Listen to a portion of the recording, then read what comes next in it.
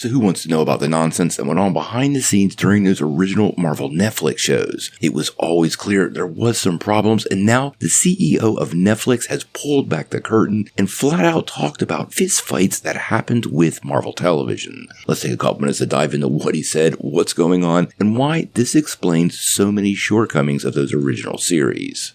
Well, if you guys remember way back in 2013, Marvel Television and Netflix announced a huge deal. They were going to work together to bring Daredevil, Jessica Jones, Luke Cage, and Iron Fist to the streaming platform. And after the success that was the Avengers, they had plans on them assembling as the Defenders. Now overall, I would definitely call this venture a success. It had some huge wins. And honestly, for many people, that original Daredevil series might be one of the best superhero shows ever. I actually did a rewatch of all seasons of Netflix shows recently leading into Born Again, and a lot of them actually settled a little better many years later than they kind of did at the time. Now, back in 2018, Netflix pulled the plug on all of the shows, and this was because Disney had decided to launch their own streaming platform, Disney+.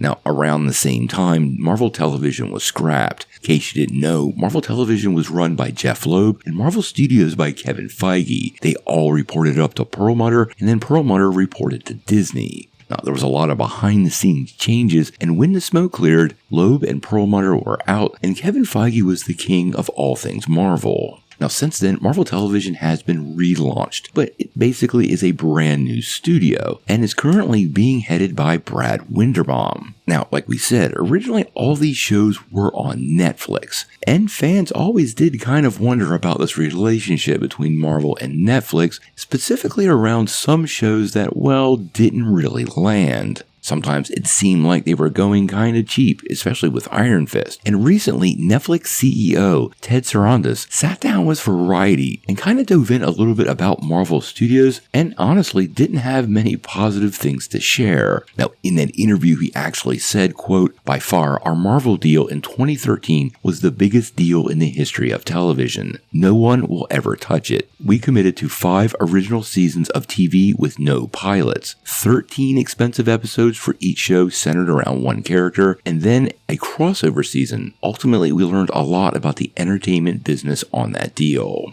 On our shows, we were dealing with the old Marvel Television regime, which operated independently at Disney, and they were thrifty. And every time we wanted to make the shows bigger or better, we had to bang on them. Our incentives were not well aligned. We wanted to make great television. They wanted to make money. I thought we could make money with great television. You want to work with people whose incentives are aligned with yours. When people are producing for you, they're trying to produce as cheaply as possible. My incentive is to make it as great as possible. That's a lesson that I take forever. As producers, whatever Marvel didn't spend, they kept. So every time we wanted to add something to a show to make it better, it was a fist fight. Now, honestly, given all the behind-the-scenes information we've heard about Marvel, especially under Ike Perlmutter, none of this should surprise you. Ike Perlmutter was notorious for not just being thrifty, he was flat out a cheapskate, even going as far as doing nonsensical things like not having canned sodas at press events. Now, it sounds like to me when they didn't spend the money, it went back into the corporate pool, and those are the piles of money that ultimately get distributed to executives and those in charge, so you could see the motivation of why they didn't want to spend it. This is exactly why Marvel Studios' president ended up going to Bob Iger to become a separate entity from Perlmutter, and to separate himself from his input or the Marvel Entertainment Creative Committee. This actually almost caused Feige to leave during Civil War, and was probably one of the smartest moves Iger ever made. Now, there was definitely room for improvement on those Defender shows, and it was no more apparent with Iron Fist. Everything about Iron Fist really seemed out of place, and they definitely went out of their way to avoid the fantastical nature of the character. To do Iron Fist right, you really have to lean into the sort of fantasy elements that exist within the history of that comic. And during the first 2 seasons of that show, and even during the Defenders, they basically did everything they could do to minimize those effects.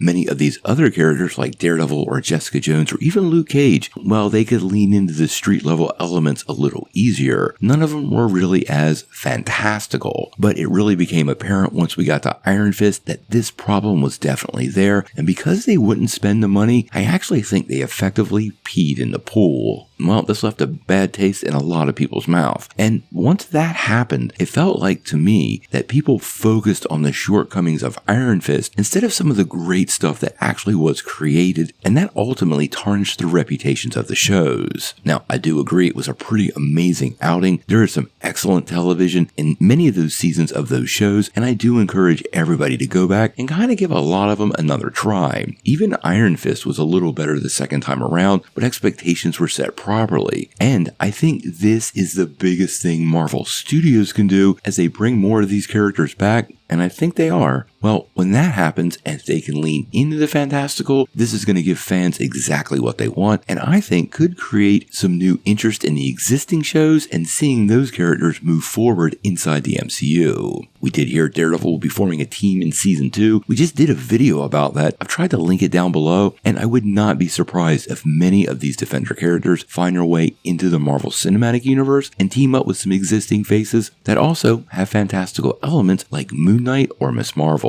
But how that ultimately works out, well, we're going to have to wait and see. Now, before you take off, though, make sure you hit that like and subscribe button and ring the bell for all the updates. We do daily videos, and we want to be your place for all the Marvel and DC news, but we're going to bring it to you truthfully and transparently, so you're really in the know.